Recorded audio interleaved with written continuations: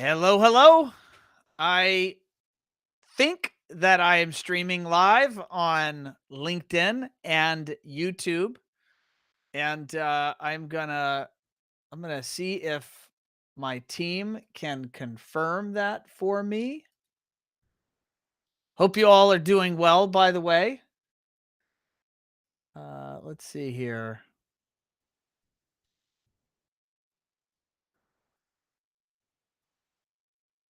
Right, see you on both. I think we're actually working. Oh my goodness, this is such a science experiment.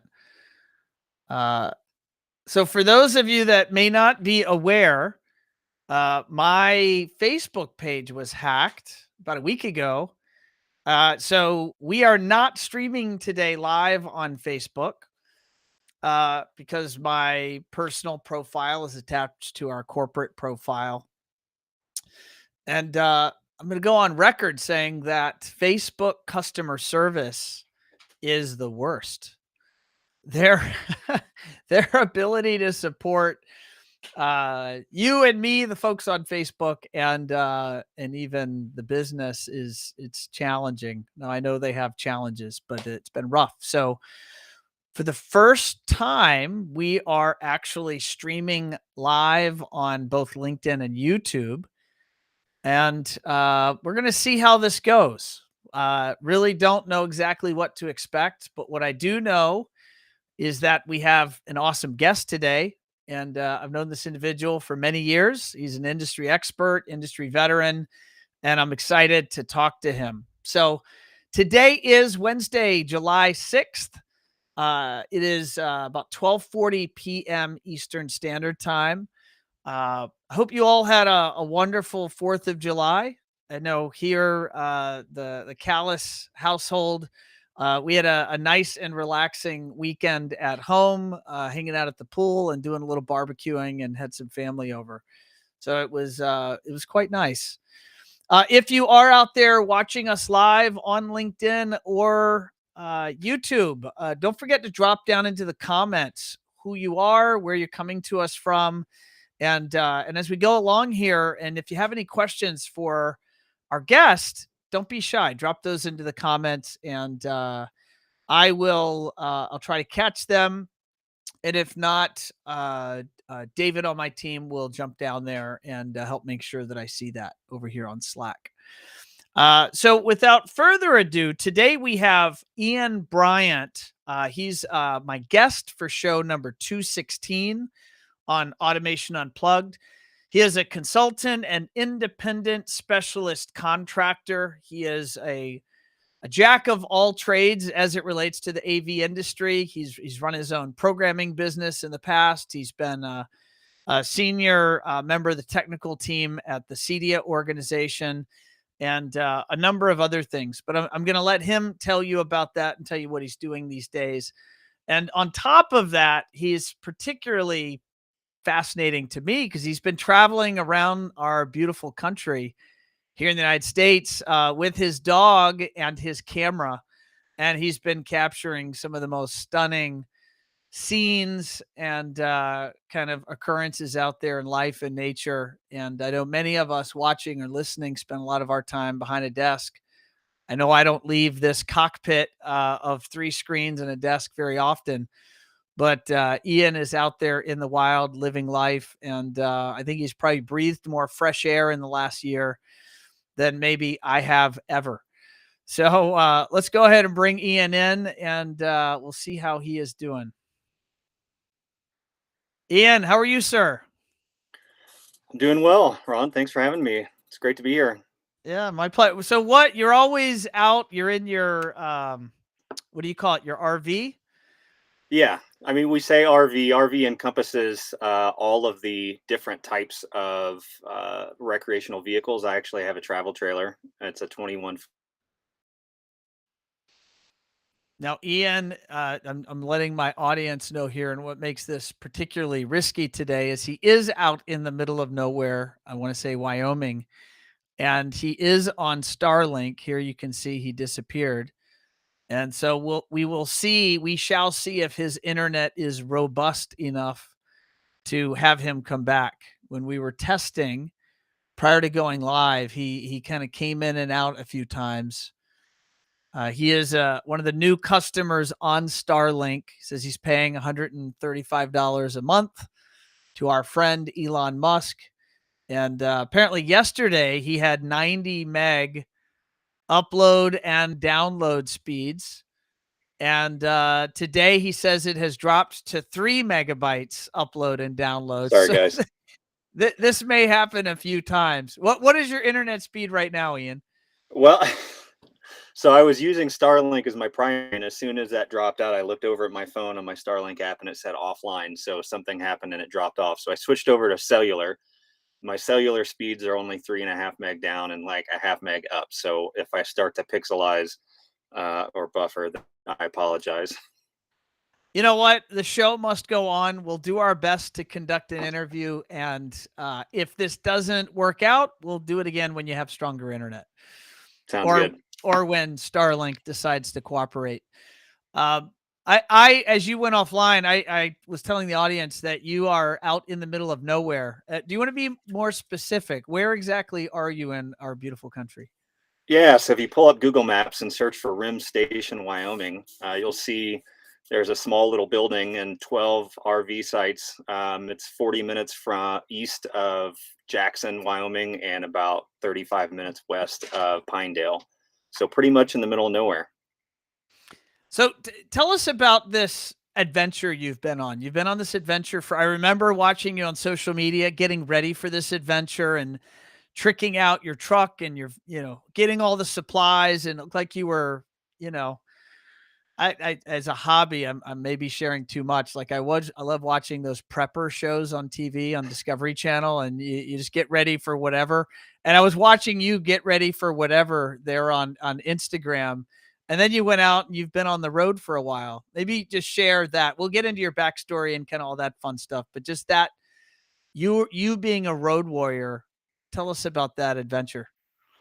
So I've always loved the outdoors, and my father took me backpacking out in the Rocky Mountains. I'm from Indiana, so going out west as a child was always like a big adventure. Every summer we would go out and do a huge trip out into Colorado and Wyoming, and so I always wanted to do this, and I always wanted to move and live out west. So I started about 5 years ago, starting to prepare to move west. And when COVID hit, the CEDIA, I was working for CEDIA at the time. We closed our offices in March of 2020. And the apartment that I was living in, which was near the office up there in Fishers, my lease was up in September of 2020. And I just didn't make sense to continue to stay in an overpriced apartment in Fishers, Indiana, and while I was trying to make my way west anyway.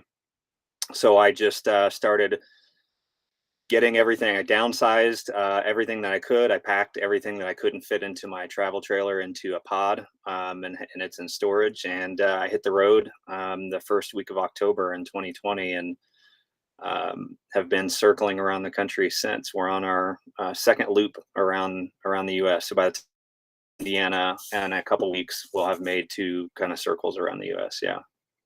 How many miles have you put on your truck? In the past 2 years, probably about 25,000, 30,000, roughly. I think we do 10 to 12 a year with the trailer. And then I leave the travel trailer at RV parks on the weekends, and then we just take the truck out and get back, because there's areas that we travel. I say we, it's just me and the dog. But there's areas, there's no way I could pull a trailer back there. And that's why I have the Toyota Tacoma that I drive, that's built for off-roading and overlanding. Got it. And what I'm going to attempt to do here, and for everyone that wants to see, maybe just talk us through what I'm putting on the screen here. And you run a couple of Instagram pages, and you just have really world-class, stunning photography. Maybe share where you can verbally, because a lot of folks will just be listening to this. How do Yeah. they find you on Instagram, and what type of content do you post? So my photography, my mother was a photographer, a professor of photography at a university in Tennessee. So I was taking pictures as soon as I was old enough to walk, and so my Instagram photography page is just Ian Bryant Photography, and that's the same as my website, ianbryantphotography.com. And I love landscape, nature, but I also do light painting, which is a type of long exposure photography that uses lights where we create. My specialty is creating light orbs. So if you look at my page and you see these balls of different color lights, I'm actually inside of that ball creating that light in that image. And then I have a separate Instagram page for my travels called Man Dog Open Roads. It was kind of a what I came up with when we hit the road was just trying to think of something catchy. But I post, where we're at and what we're doing, and videos and all kinds of stuff on that page around our travels throughout the country. Yeah, that's as you can see, I'm not logged into Instagram, so it once I tried to click any deeper, it goes, nope, you need to get logged in. So for those that are watching with us, you saw kind of a little preview there of that. And I remember fondly, it was some years ago, maybe you'll tell me when. It was when I want to say, I don't even remember the city. We've been doing CEDIA conferences for so many decades now, but I remember I met up with you and I was like, yeah, man, I see you posting all these light orbs. You're like, I'm about to head out and go do one now. Do you want to watch? I think I was in Dallas Was it? when we were in Dallas last time. I think Yeah, and like we snuck away to like the water fountain area. It was in a it, public space. it So was Dallas. you're like, this is not exactly legal, but I'm gonna see if we get one, can shoot one. Yeah, I And did. I did some steel wool. That was, yeah. I haven't done much steel wool. I don't do steel wool when I'm out west, just because it's 23-year drought out here, and I don't want to start any fires, so I just do use LED lights. But when I was in Dallas back then, we were in that park inside the city, and yes, I did do some steel wool because there was nothing in the area that was going to catch fire. And Yeah, it was fun, man. it It's been a while since I've done a lot of that work. It takes a lot of time, preparation, setup. I mean, those shots that I took, I really didn't get anything good out of those. right. When I do some light painting, there's sometimes it'll take 3, 4, 5 hours just to get a handful of shots that work out well. So I think like my favorite place that I ever went was the Klipsch facilities in Indianapolis, and they let me in their anechoic chamber, and I spent about 5 hours locked in that chamber by myself with the lights off, just doing. I didn't do steel wool in there, of course. I was gonna I say did just that did. they might have a Yeah, problem with steel, 1,000-degree steel flying yeah. on the walls. I did just LED lights. I did some light orbs in there, and it was a blast. But it takes a lot of time to get those right, and then doing a lot of photo editing and Lightroom and some other software that I have. I was noticing on your Instagram, those images look, I mean, they're all stunning and they do look like you've probably done some post processing. Do you do that on the phone or do you take that onto your laptop and do it there? No, yeah, I shoot around raw files. So those files on my. I have a Nikon D800 that I've had forever, and then I have a Sony A7R2 that I bought a couple years ago, and I shoot both those in raw. So the files are about 80 to 90 megabytes each. I pull them off onto my laptop usually, and then find the ones that I feel the best, and then I have a couple different pieces of software that use filters, or I do some editing and do some HDR stuff.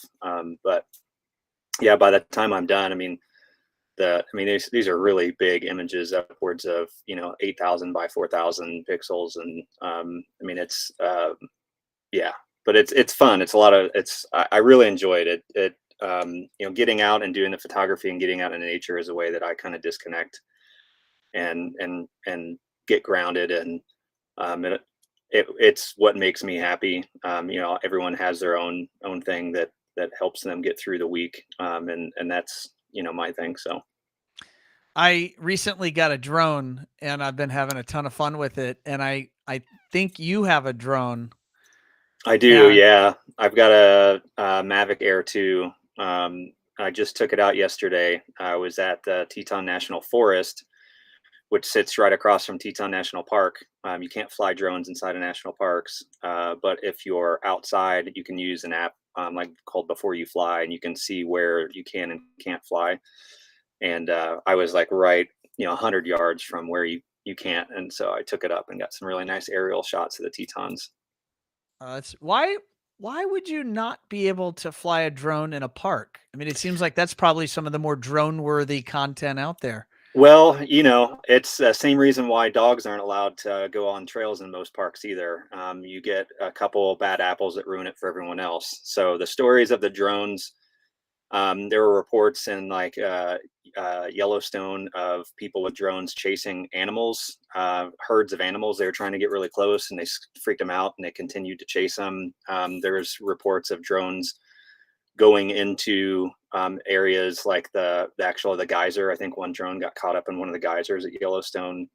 There's stuff in Yosemite. It's usually the bigger, more the really packed, busy parks, but people just do stupid stuff. Same thing with like when I bring Odin, my dog, on the trips, and we can most of the parks we can just drive through. I can walk him on any paved towpaths, but we can't go on any trails because again, some people have let their dogs off leash. They've gone and disrupted the national wildlife. They don't pick up after their waste, and people are like, well, there's animal poop everywhere. I'm like, yeah, but dogs are not natural to most of these places. That's That's right. not a natural habitat for them, so it disrupts it, and so unfortunately, it just ruins it for everyone else. But I always tell people, if you do travel with your pets a lot, then there are 10 times more national forests than there are national parks. And the national forests are very open and have very few restrictions. So you can have a lot of fun in the national forest. No, that's amazing. I can't help myself. I'm gonna go down the there we go. I got pulled up the YouTube over here just so that I can see this feed.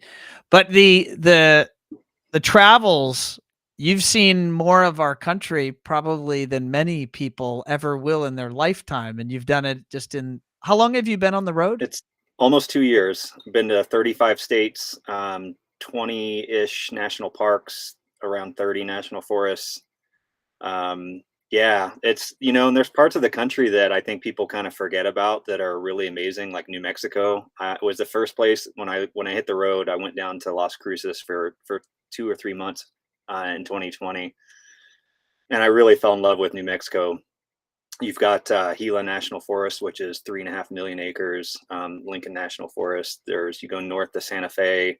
There's mountains and skiing up there. It's really an amazing place. Lots of great areas in northern Arizona.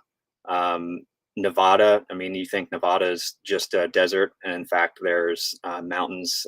You get up to the northwestern region or the mid-east region. Like Great Basin National Park is at like 7,000 feet elevation. I have a video on my one of my Instagrams where we were doing a big loop through southern Utah in northern Arizona, and then came back around after hitting up Moab and some of the parks down there, and then went straight west into Great Basin National Park, and they were in the midst of getting 2 feet of snow, and it was just there was like no one there. There were maybe 20 people in the entire national park, and they were getting pummeled with snow. It was so amazing. So So for those wannabe preppers that want to have a truck that has gear in it that's going to help them survive the zombie apocalypse, what are 5 pieces of kit or gear that you travel with that you can't imagine traveling without? ooh, on the spot. Well, I always have 15 gallons of gas in the back of the truck, in 3 5-gallon cans. I never go anywhere with having those full because I've been into some back countries, and I've even stumbled upon people who've run out of gas, and I've given them some of my gas. So always keep extra gas with you, especially if you're going to go in the back countries. Good medical kit. I used to be a volunteer EMT, so you can never go wrong with making sure that you have some emergency supplies. Uh, as far as the truck itself, make sure you bring some traction boards and have some recovery gear, some straps, a winch. You never know if you're going to get stuck. If you get stuck when you're completely alone, like I said, I've been in some of these backcountry areas where I haven't seen anyone for days. So if you get stuck, you're kind of on your own. Um, Man, what else? Generator or battery. I have a small 3,000 watt generator that'll power up the travel trailer, and sometimes I bring it in the truck with me. But A yeah, gas mine's gas. generator or solar? Mine's gas. I bought it before some of the newer ones came out over the past year that are pretty robust as far as those battery powered ones go. I do have a solar panel on the truck. It just wires into the battery because I have so many electronics in the truck that it constantly keeps the battery charged in case something's powered on when I don't have the engine running. Mm. Because inside the truck, I've got ham radio, CB, scanner, cell phone repeater, multiple different navigation devices, including one that is probably number 5 that I would recommend is getting if you're going to go way out in the middle of nowhere, get a satellite transponder. Mine's the Garmin one that I can actually pull up maps. It doesn't use cellular, it uses satellite GPS, and then you can actually send text messages on it, SMS. And then there's an emergency button, and you can pay extra for insurance if you do have to hit that emergency button and you need to get like airlifted out. If you don't have insurance to cover that, that can cost upwards of 6 figures. So, Hello. yeah, I You'll recommend that. survive, but you'll be in debt for the rest of your life. Right. And I've used that Garmin unit. I use every time we go out somewhere that on a trail that I've never been and we don't have cell service. I keep that on me 24/7. That way my family can, if they are like, "Where are you? We haven't heard from you in 2 days and we can't reach you," they can always text me on that unit, and I can always track where I am, where I left the truck. I definitely recommend one of those. And then I do have extra food supplies. I'm not a prepper, but I am, just in case. So the top of the truck, I've got 2 Pelican cases, and one is full of dog food and human food. And so we've got about 2 to 3 weeks worth of food up there if something were to happen and we were to get stuck somewhere. Could you imagine having done this trip without your dog? No, it would have the same. I mean, I have no problem being alone. I've spent years in the past where I've kind of not been in relationships, and I've gone and done my own thing and been alone. And so I would say if someone wants to go full time on the road, definitely have to be comfortable being by yourself. But it Yeah. makes it a lot easier when you've got a dog with you and he's laying on the ground right now napping, but Nice. he loves riding the truck, going out backpacking and hiking, and he loves every bit of it. So it definitely makes it more fun with him. It sounds like a dog paradise. They have their master, their owner with them 24 hours, and he always has your attention. I mean, Yeah, and it is again 21-foot travel trailer. So said the kitchen's right behind me. look at that. Look at that. Bedrooms right to 5 feet to the right, and bathrooms 2 feet to the left. And then I removed. I have a slide on the driver's side, and I removed the couch that was here, and I built a standing desk so that I could have a nice workstation. So I've got big 27-inch iMac, and then I've got a 32-inch TV to my left that I use the second monitor. So you're using the new Starlink service from SpaceX. Yeah, so they recently opened up an RV version of it. Um, I was on the wait list for the general version for over a year, and then I found out that they had opened up this RV. The dish is a little bit different. The router is different. I don't particularly like the router because it has no Ethernet ports at all, so you're just stuck with wireless. Mm. And I have a lot of extra devices in here that I'd like to have hardwired. But for the most part, it's been doing fine up until today. It was really weird. I was getting 100. In fact, the first day I got to this RV site here in Wyoming, I was up to 199 megs down. It was super fast and awesome, and then all of a sudden they're going through some changes. I don't know if maybe there's some people that showed up here or with other Starlinks and we're sharing some of the same satellites or Oh, what it is. But interesting.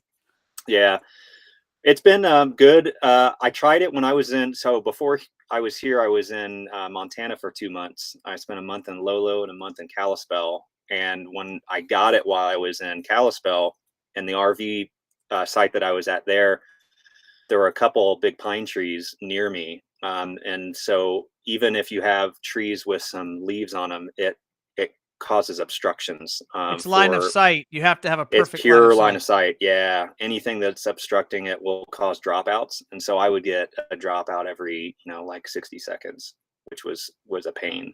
Yeah. But here I have no trees and things have been going really fast up until today. So um, yeah, Well, generally, I think they're going to be. I have a buddy that works at SpaceX, and right now, Starlink is a part of SpaceX, I think, from a corporate it is. standpoint. But I think the bigger plan is that one day SpaceX will go IPO, and I think Starlink will be broken off and IPO'd. There's some concerns though right now. Starlink is kind of battling with it was either Dish or DirecTV. One of the two are trying to take over the frequency that Starlink's running on, the 12 gigahertz. So there's a, and I, from what I heard, it was something that was happening before Starlink started.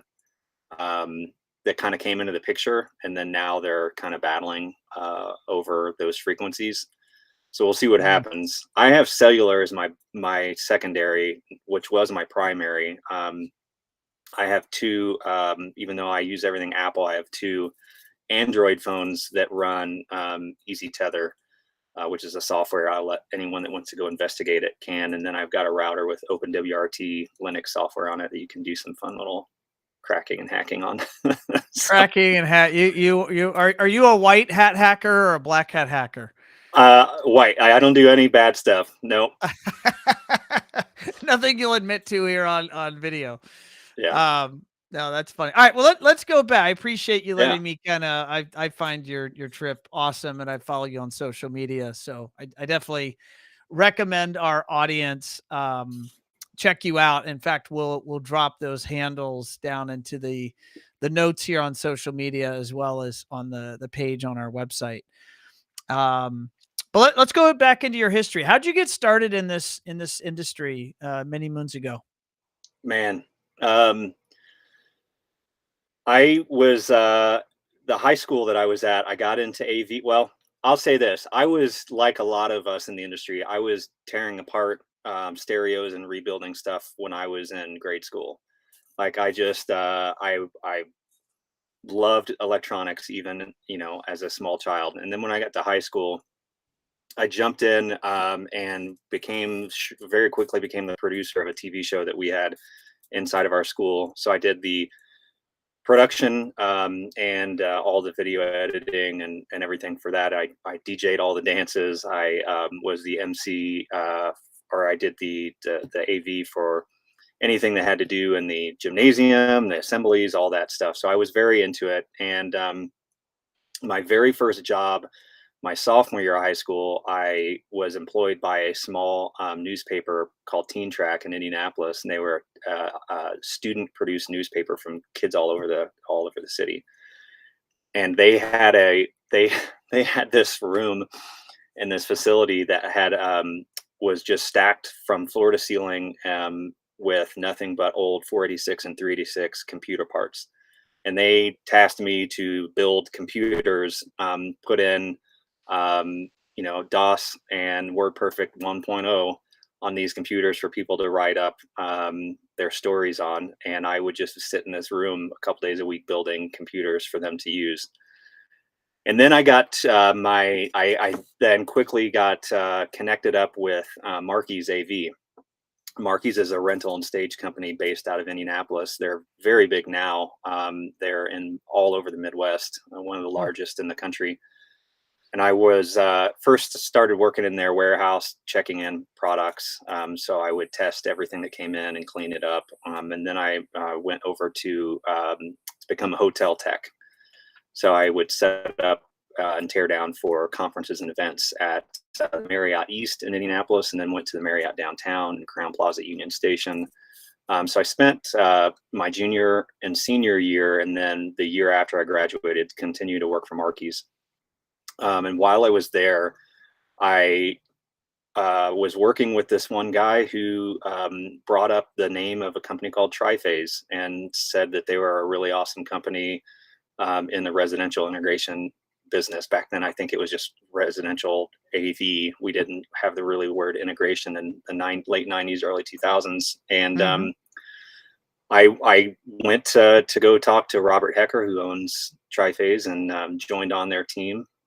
Was really small back then. They're giant now. And They're a big name in the man, country, they award are. winning. I just went and saw them recently, and man, their facility is impressive. If anyone's in Indy or comes to Indy, you got to go check it out. But yeah, I worked for them for a year doing pre-wires.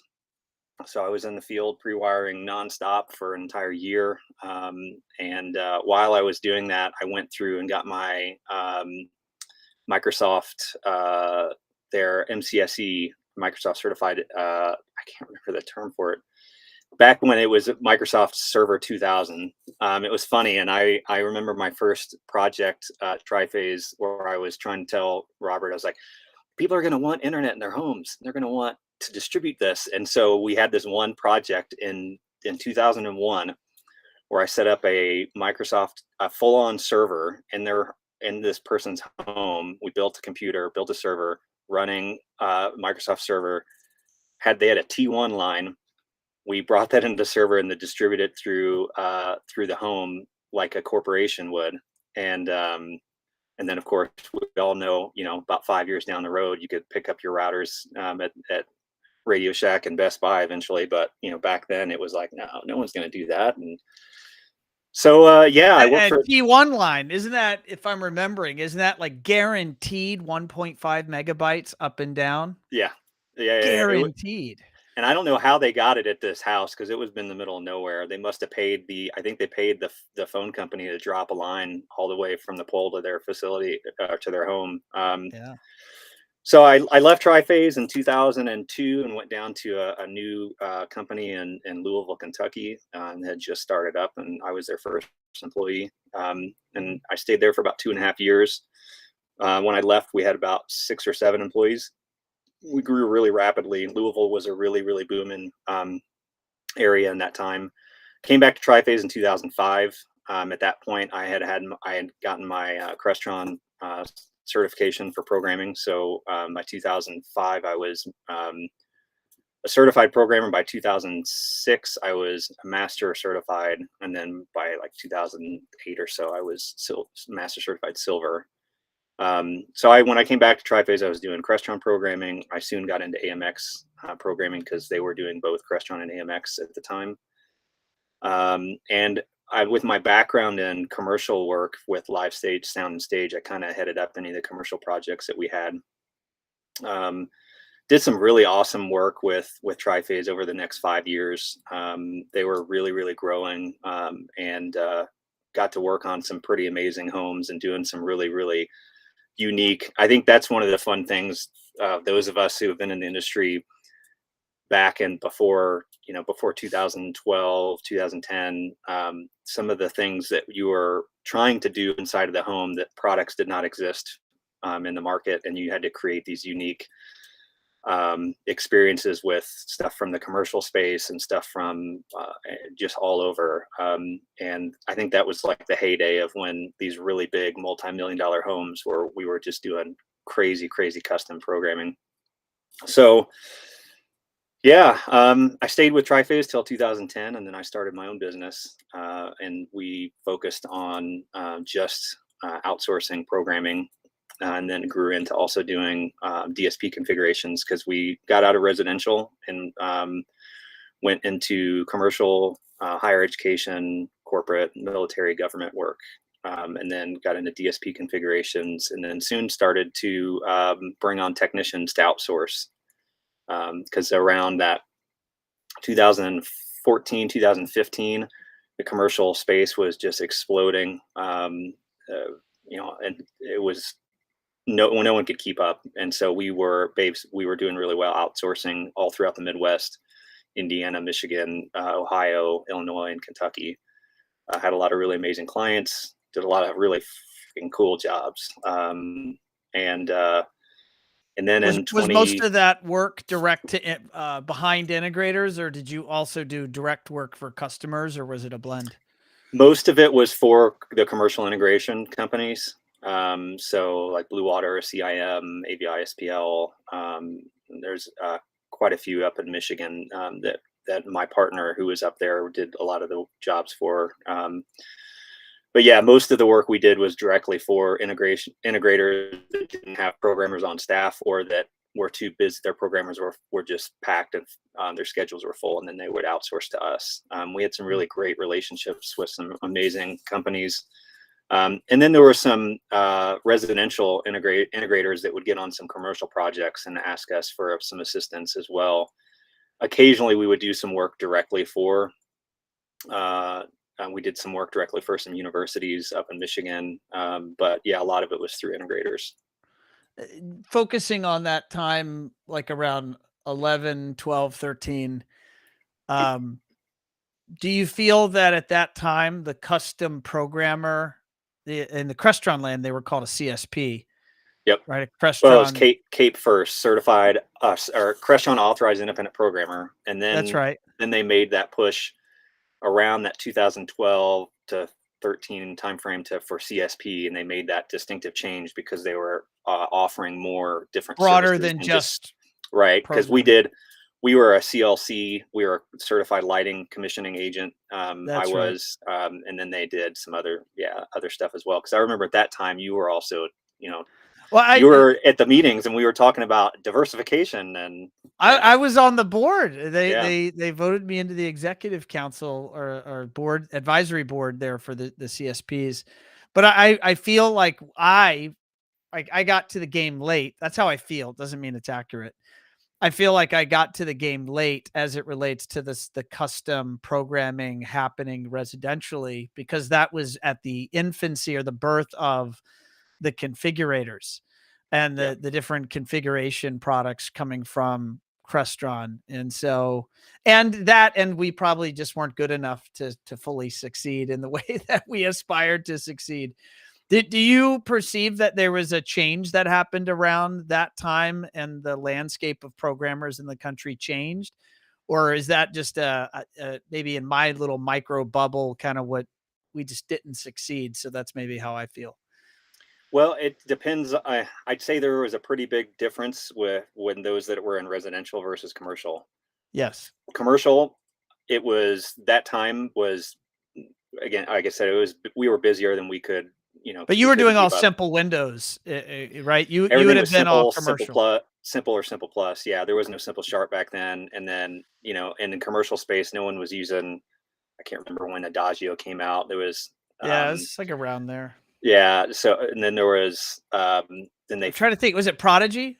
Prodigy. There was Adagio first, then Prodigy, Yeah. and then the software, the software configurators came out, but they were really meant for the residential space, and so we Yes. didn't really feel any pressure on that. And then AMX had they had a configurator as well, but when it came to commercial, no one was really using those because at that point there were so many different products coming out that didn't have modules. Companies were changing up APIs. I mean, I remember around that time frame was when was either Cisco or Polycom changed completely redid their API, and we were having to do IR remote emulation for a while before we could get. It was a nightmare, but like it was plenty of work because I think a You lot were of in the demand. Your skill set yeah, was well in demand. and there were a lot of programming companies that were writing modules for to sell. I mean, I think that time it was pretty much the heyday. Like that was our peak. I really do believe that because things in the past couple of years have drastically changed when it comes to programming firms. Yeah. So There's take me through that transition as it relates to you and ultimate. What happened to your programming business, and then when did CEDIA come into the picture? So the programming company still exists. It's ZenArray. They're still based in Michigan. I walked away from managing our clients in the Indiana area, and I still keep in touch with my partners up in Michigan. They're still running the show, but I was given an opportunity to do the entire build out of the CEDIA headquarters in 2018, and that was not just the control side of it, but pretty much manage anything that had to do with technology inside of the facilities, as far as access cameras, working with HVAC, working with Lutron, did all the lighting and shades, working with pretty much everyone. So I spent almost a year managing the build out of that building, as a consultant and contractor for CEDIA, and then I was asked to come, work for them, and I started in March of 2019. And at that point, I just talked with my partners and said, "Hey, this is a transition I want to make. I want to try and make a impact on the industry bigger than just us, and really try to help the industry grow and be a thought leader." And I spent a little over 3 years at CEDIA, until just recently. So I managed, technology application. I did a lot of collaboration with the education team. We started, first thing I got there, I know we just did the announcement, like a month or so ago, about the programming pathway, in the new CDLMS, and that was something that we had started when I first jumped on, in 2019. I'd started working with the education team on building that out. And then 2020, I managed the workforce development department. We put together a business plan and a roadmap for building out the new textbooks, the CIT and IST textbook. Worked on building out the new hybrid training programs. And then there was a strategic move to move workforce back into the education department. And then I was moved over to partnerships and business development kind of area. So I managed TCD, the software, the CD designer software, for a while.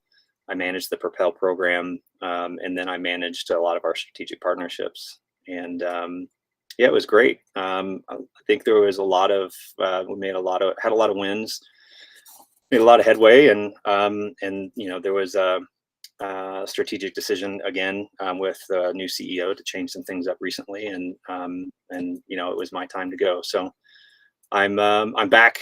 You're on the I'm back. market. I'm back on the market. I'm open to a lot of different opportunities right now, but I'm kind of hoping to get back into consulting, and possible contract work. Not sure if programming's on that list. I still have all my certifications. That was definitely one thing that I didn't let any of my certifications expire. But I really enjoyed working with other organizations and with other businesses, and the partnerships role, and trying to help people get into the industry. And because our market is it's different. And especially when we had those couple of years with the no shows, it was very difficult for small businesses and startups to try and get into our industry and figure out how to work, and get their go-to-market strategies. So yeah, so that's kind of where we're at now.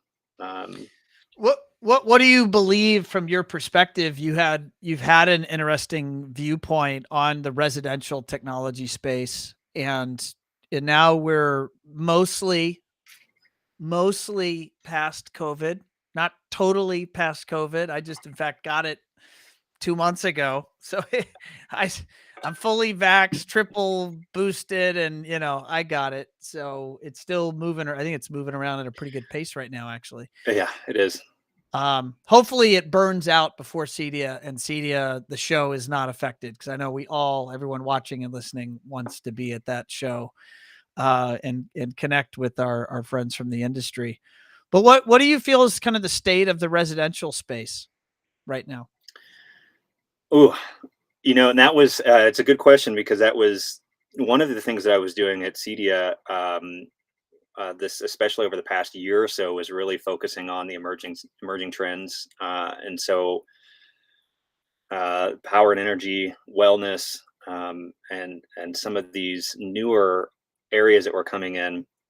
I spent a lot of time doing research, and I had some events surrounding that, and worked with Walt on a lot of podcasts to talk about some of these emerging trends. But one of the other areas that I spent a lot of time on was this mid to lower market, and the do it for me, do it with me. And I know that that's a hot topic when it comes to the integrator channel and the CEDIA channel.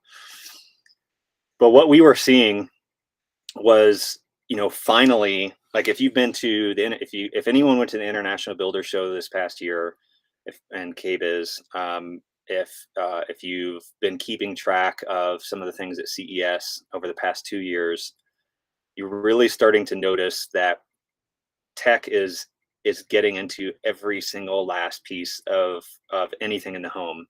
They're in now. We've got all of these new smart connected power distribution panels. We've got all of the almost all the appliances now in the kitchen and bath space are somehow connected, whether it's a faucet or a fridge or a microwave or a mirror or your shower.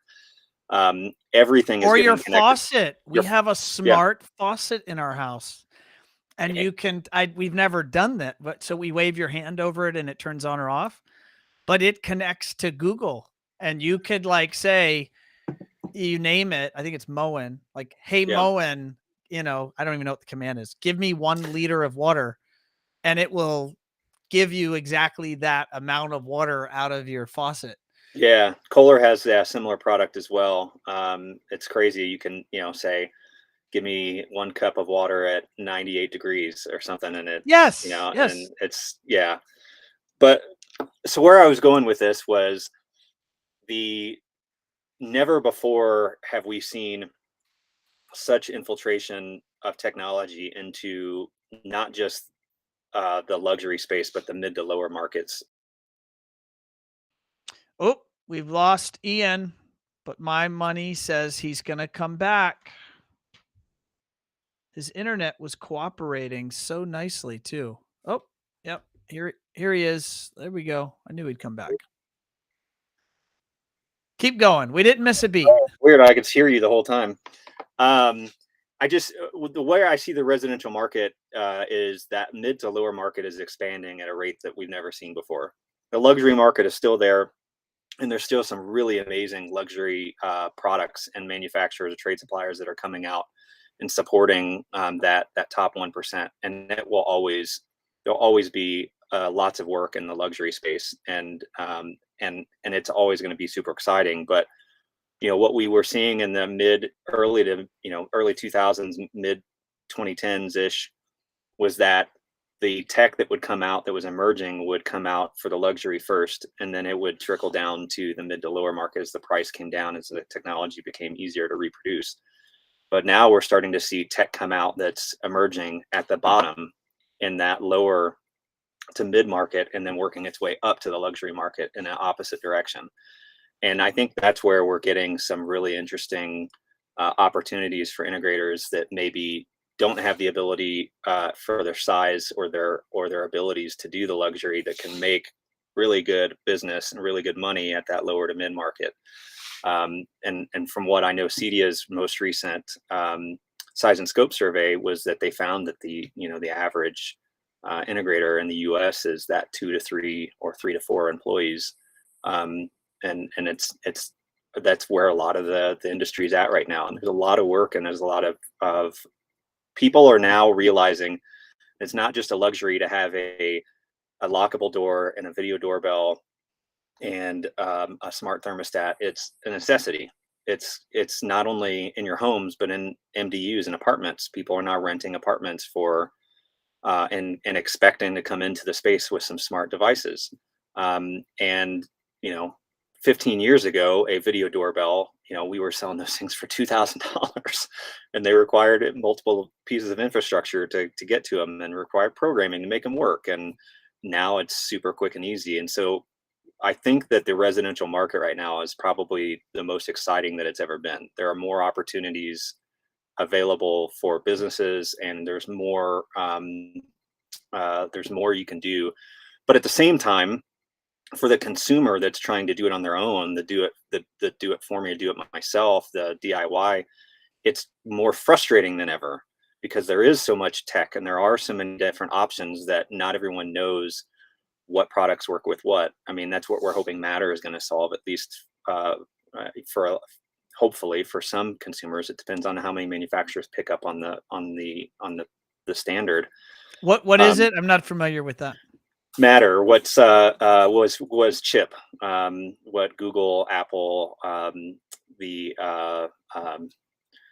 who I mean, there's so many manufacturers involved, but it's a standard protocol, a communication protocol to bridge between all the different manufacturers' products. So you won't have You won't have to worry about, well, I've only got Samsung smart things and I have to stay within that bubble, or the Amazon product line or the Google product line or Apple's product line.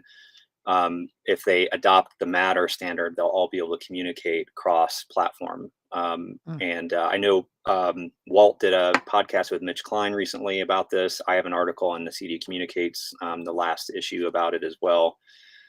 So it's pretty exciting, but I still think integrators are going to be needed, because the general consumer doesn't know which products are going to be the best for their situations, and that's what integrators do. You have your client discovery conversations based on what the customers, how they're going to live in their home, and you provide solutions based on that. You can provide an integrator can provide a custom solution with direct to consumer products, or they can provide a custom solution with luxury products. That's what makes an integrator special, and that's what I think so many people love about this industry, is because you can be so creative, with so many different options. And at least that's what I find so fun about it. So I'm gonna maybe clarify. Are you seeing a type, newer type of business being born that's trying to serve the volume of this middle to lower tier market, where the do it for me products, kind of a different class of products, higher volume products. There's not a $25,000 lighting control system, but maybe a $2,500 this or that. Let these businesses are being born to take these products and deploy these into people's homes.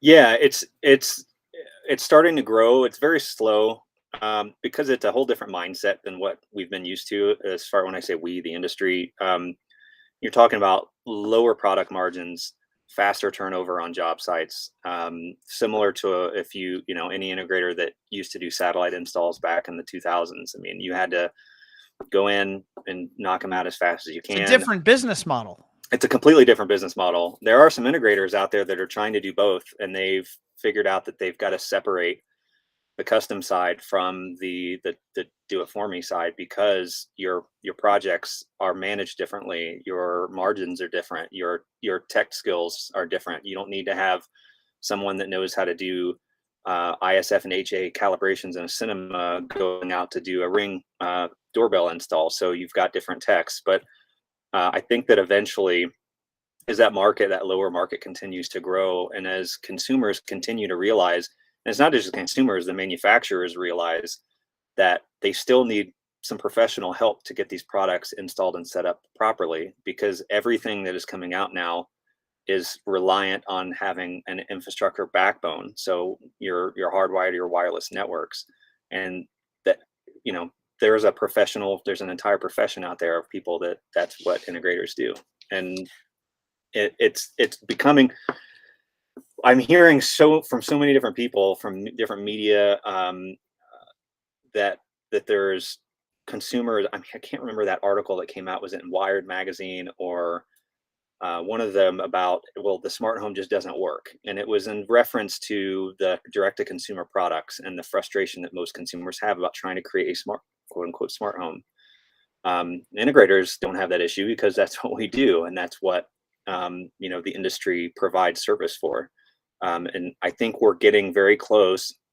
We're getting closer to the consumer starting to realize that there is an entire industry that supports this technology. So I was watching TV the other night with my family, and there was a commercial, and the commercial was making fun of the smart home. It had the house, and it had this frustrated person in the house, and it was like a banking commercial. It had nothing to do with home automation.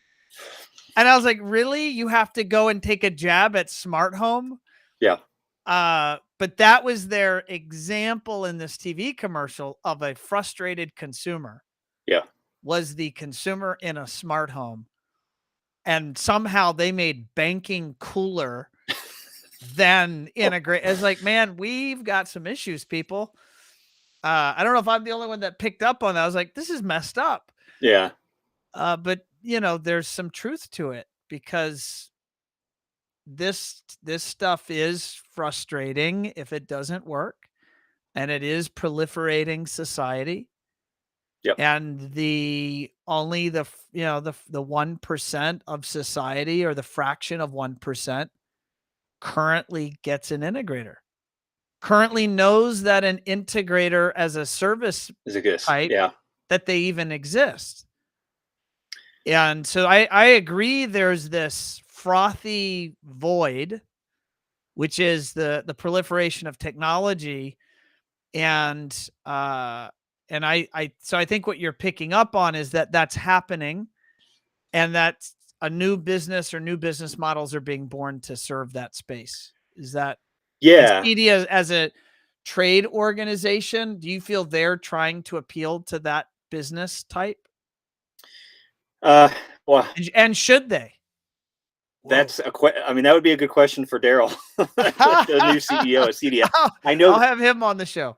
Yeah, he would be great to have on the show. I know that they're, the organization is currently going through some new strategy. I am not privy to that new strategy these days. But I think that they're between CEDIA, between HTA, and some of the other the buying groups like Azione, and I think everyone's right now trying to figure out what's the best avenue. Right, we've tried in the past to talk directly to the consumer, and it's so hard because none of us have the budgets to put together marketing campaigns to go hit the consumer. That's very expensive.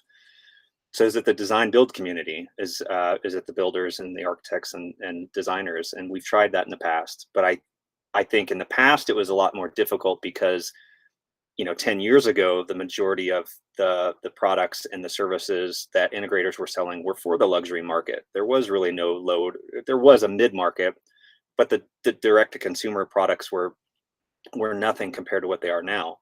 But now that you've got the International Builder Show in KBIS, where almost every person there, or every product is including technology, they're kind of getting it. The light bulb has finally gone off. We've got all of this issue. One of the partnerships that I was working with when I was at CEDIA was with Kohler. And Kohler realized this, that they have this great product line of these connected devices, and they're being sold to consumers, to plumbers, and to builders to install. And yet they are having all these issues of getting them connected onto a network and getting them configured for the user. And well, how does it then work with my smart speaker and my voice control and all this stuff? And that's where we figured out that we need to connect the integrator. So I think with a little bit of time, as the design build community starts to realize the importance of the integrator, as the manufacturers start to realize the importance of the integrators, just like they do other trades, Mhm. like as Schneider or someone who's coming out with a connected panel says, well, we already work with the electricians, but now that we've got these things that need to be on a network and the customer needs to be trained on, we really need to start working with the integrator channel. I think that combination of the builder and the manufacturer and the integrator all pushing together will start to really affect how everyone perceives this industry. It's going to take a little time, but it's going to happen. I mean, Ring and Ring and Nest both have pro programs. I mean, I saw a Nest commercial probably a year ago that said, "Hey, hire a Nest Pro to install your thermostat." And now they've got this program where the Nest Pro puts in their ID when they install it and set it up, and that could be an HVAC company, it could be an integrator, and they get notifications if there's issues happening, and they can contact the homeowner directly. And I mean, it's starting to change. We're starting to see a shift. But it's just everyone's going to have to continue. And I say everyone, the integrators, the the trade associations, all of us are going to have to continue to push, and we're going to get there, I think. I agree. I think when I hear you talk about this, I still feel I feel like I felt 20 years ago. Man, we are so early. We are so Well, early. and every I think there were times in the past 10 years, or the past decade, I feel like we've had this moment where we thought maybe we're making traction, but I don't think it's ever really been this big, like this. the smart products are just flooding the market, and Yes. people are just. It's going to get to the point soon. But yeah, I mean, 20 years ago, 19, 2000, year 2000, we were, yeah, I mean, we were putting in, like I said, I was putting in security systems into mansions that were made for small buildings, like corporate buildings. Yes. We were the lighting stuff that was coming out was all new, and everyone was trying new stuff. Like, we do power line communications? Do we do RF? And then, and then we got all these wireless touch panels coming out running on different frequencies, and we were figuring out that there was conflicts on certain frequency channels. I mean, it was like the Wild West back in the between 2000 2010. I feel like there was just everyone was shooting at the hip, trying to figure it out. So what I'm hearing is there's lots of technology permeating society. There's lots of issues around standards and communication protocols. There's an exponential growth in consumer demand for these technologies. And by the way, none of this is taking away from our historic nature of serving the fraction of 1% of society. That demand, in my mind, has stayed constant or grown. Like, the wealthy are wealthier today than they've ever been. Right. So that hasn't changed. So the classic integrator, how I've spent my 20 years, growing my careers, working with integrators and in the space.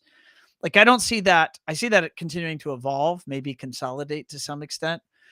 But it's what's really happening here is this expansion of the market. This is market Hmm. expansion, and it could be perceived as, well, does that mean the top end is going away?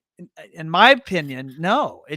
This is new market. This is Yeah. new customers to serve and new business models to be born in terms of figuring out how to serve them. Yeah. There's also another area that's different, and that the technology that, sorry, Odin's walking around down here. He's getting bored. Get Nancy. The I'd say 10 years ago, if someone went to go sell a house and they said, this house has these touch panels on the wall that allow you to control the lights and the thermostats. Oh, and there's speakers in every room. I'd say majority of the people would be like, yeah, okay, well, I don't see how that adds value to this house. I'm not going to pay for that. Now it's completely different. You have smart devices inside of a home that's being sold on the market. It may not have direct, like, the assessor that assesses the home may not put a dollar figure on those because it's very difficult depending on the age of the technology, but it makes that home so much more appealing, more than it ever has before. And now we're seeing, and it's not just in the top 1% homes, the multi-million dollar homes. These are, smaller 2 3 bedroom 2 bath houses that have distributed audio, distributed video, doorbells, smart locks. That makes it very appealing. And the same thing with MDUs. Now these companies that manage and sell or build these apartment complexes, they're starting to see, if I just put in each one of these rooms a door lock and a thermostat and a good wireless network, a mesh network, and a camera, I can get my units rented out much faster than the units that are down the street. And Mhm. so that is making that push even faster. So everything's kind of coming together. And you're right, the market is just continuing to grow. Now, the only thing, because I don't consider myself cynical all the time, but everyone is getting a little nervous right now. The housing market is possibly on its way to bursting. You've got the Fed raising the rates. The stock market's been struggling, so everyone's a little on edge about what's going to happen over the next couple of years. We know that even during the housing market crash in 2008, the luxury market was still doing fine. That didn't really affect them, but any of that mid-market stuff was kind of slowed down a lot. So I think that what we'll see, though, is generally there's a trade-off, right? So in 2008, when the housing market crashed, the commercial and business market was still doing fine. The big companies were still spending money in the universities, the schools, everything. And then recently during COVID, when no one was going to their offices, the commercial market slowed way down. the housing, the residential market boomed. All the integrators were getting phone calls. I need a better network. I need this. I need an entertainment because we're all at home now. And it's always a trade-off. I don't think we've ever seen over the past 30 years where both have completely dropped out. And Mm, integrators are much more diverse now than they've ever been. Most integrators, I think, would say that they're doing, residential integrator would at least say they're doing 25%, if not more, commercial work on top of residential work. And commercial mhm, integrators are now starting to do some residential work. So as we become more flexible, there's going to be the differences. The high end luxury residential integrator has the ability to do things that a commercial integrator doesn't, and a huge commercial company can do things that a residential integrator can't, like an arena.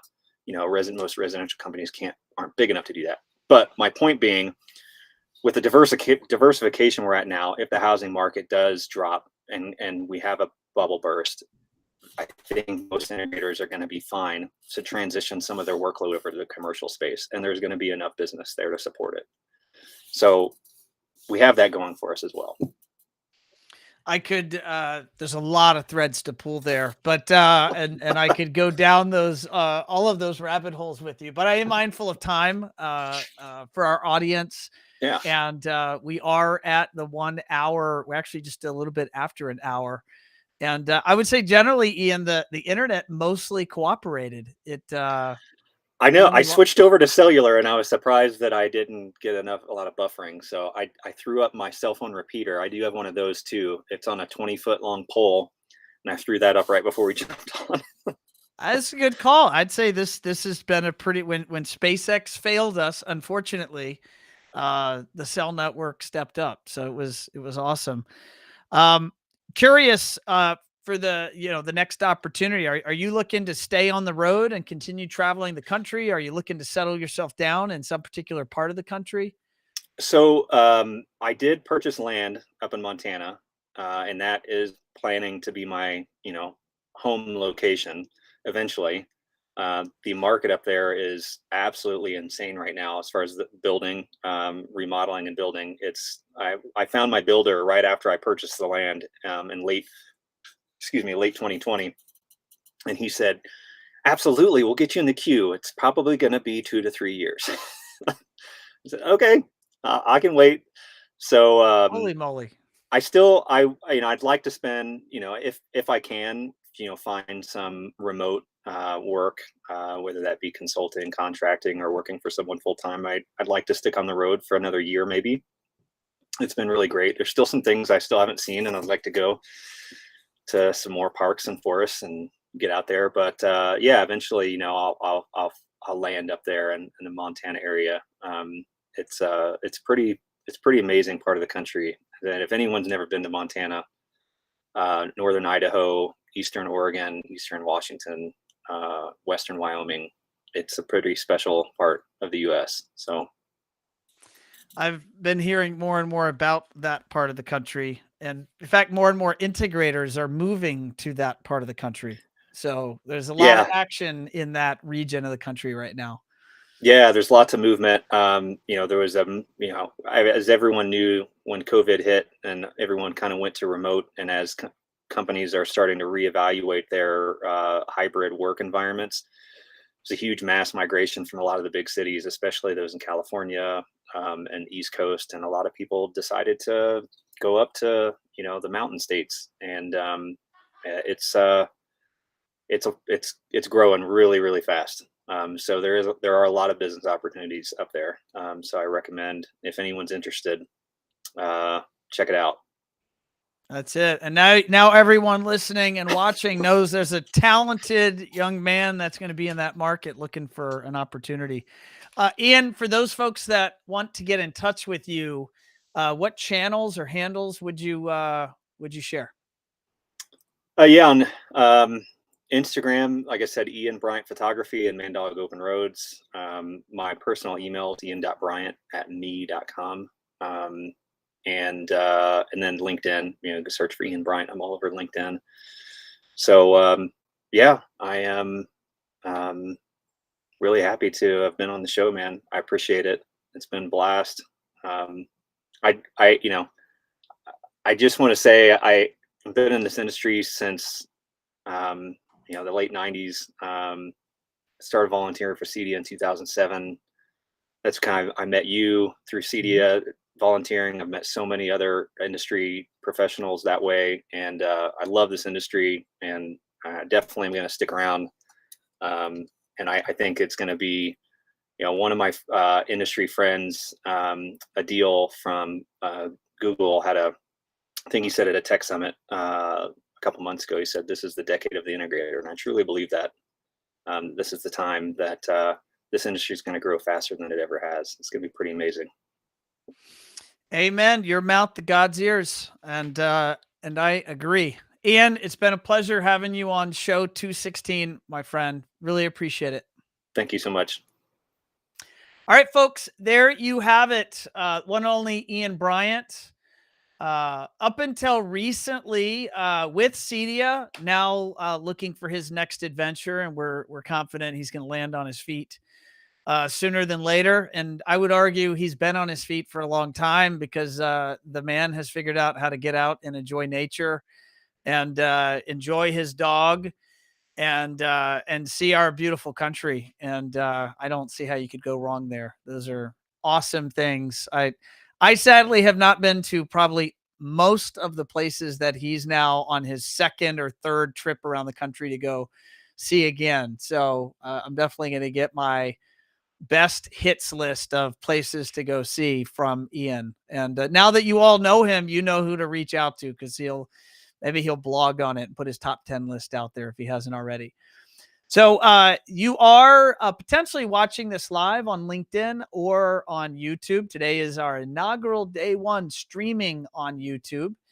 And we will put the show in post on Facebook. We'll upload it to our page, but Facebook's been challenging as of late.